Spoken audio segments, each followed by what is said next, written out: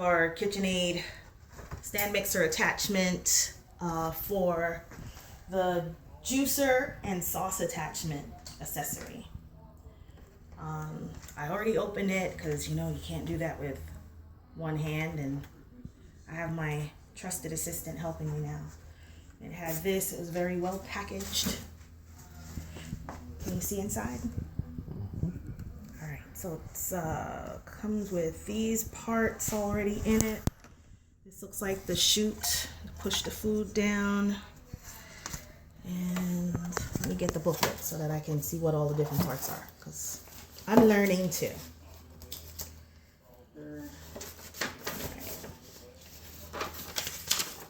Okay, parts and accessories on page 5.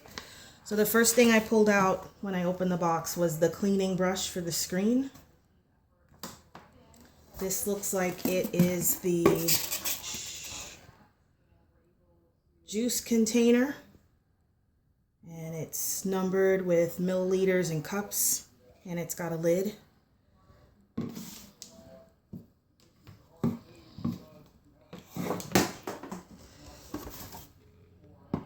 This is the pulp container. Piece of paper on the bottom to protect it. This is the 2-in-1 food pusher for big pieces and small pieces. And no, I'll take this part out first.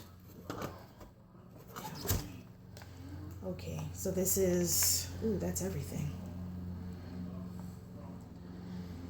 This is the juicing bowl with the screens already in it.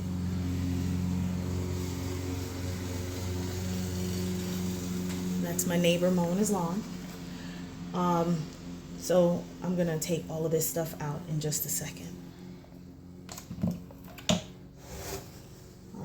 So this part is the container. This stores all of the screens, which is one of the things I really like about the Kitchenaid setup, where I don't have to just have it all in a drawer. It's got something to keep it in. So that's good.